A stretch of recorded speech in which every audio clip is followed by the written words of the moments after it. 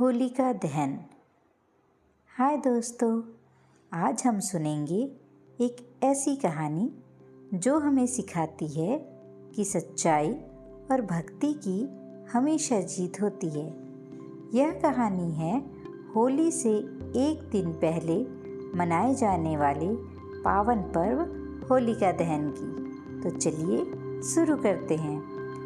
बहुत समय पहले एक शक्तिशाली असुर राजा था, हिरण्यकश्यपु।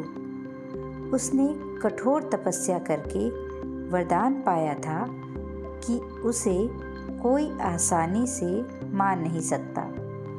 इस वरदान के बाद वह बहुत घमंडी हो गया। वह चाहता था कि राज्य के सभी लोग उसकी ही पूजा करें। लेकिन उसी महल में उसका छोटा बेटा था, प्रहलाद। प्रहलाद बचपन से ही भगवान विष्णु का सच्चा भक्त था। वह हर समय नारायण नारायण जाप करता था। जब हिरण्यकश्यपु को यह बात पता चली तो वह क्रोधित हो उठा।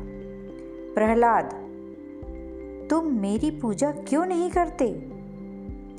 प्रहलाद ने शांत स्वर में कहा, पिताजी, सच्चे भगवान तो विष्णु हैं, मैं उनकी ही भक्ति करूंगा। राजा का क्रोध और बढ़ गया। हिरण्यकश्यपु ने प्रहलाद को डराने और मारने की कई कोशिशें की। उसे ऊंचे पहाड़ से गिराया गया, जहरीले सांपों के बीच फेंका गया, गहरे कुएं में फेंका गया। लेकिन हर बार भगवान विष्णु ने अपने भक्त की रक्षा की। प्रहलाद का विश्वास अडिग था। वह डरता नहीं था। वह कहता, जब भगवान मेरे साथ हैं तो मुझे किसी बात का भय नहीं है।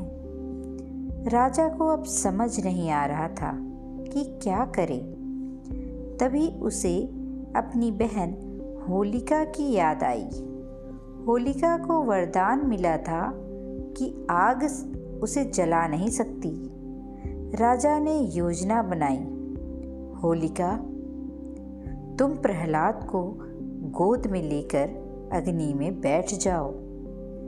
तुम बच जाओगी और प्रहलाद जल उठेगा। होलिका हंसते हुए तैयार हो गई। चौराहे पर बड़ी आग जलाई गई। होलिका प्रहलाद को गोद में लेकर आग में बैठ गई।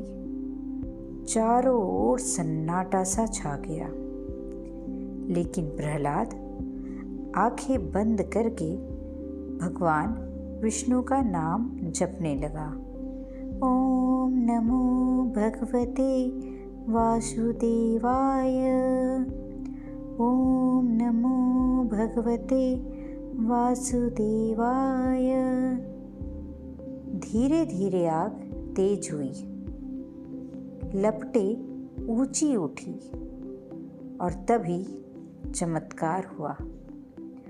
होलिका का वरदान काम नहीं आया। वह जलने लगी।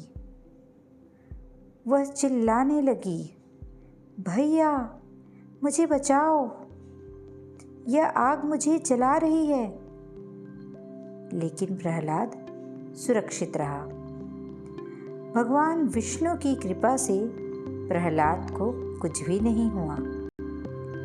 होलिका जलकर भस्म हो गई।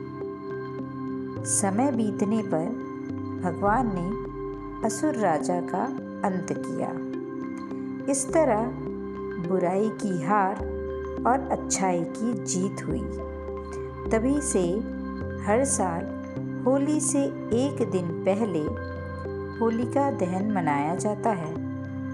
लोग आग जलाकर यह संकल्प लेते हैं कि वे अपने अंदर की बुराइयों को जलाएंगे। दोस्तों, यह कहानी हमें सिखाती है कि समय चाहे जितना भी कठिन हो, अंत में जीत हमेशा अच्छाई की ही होती है।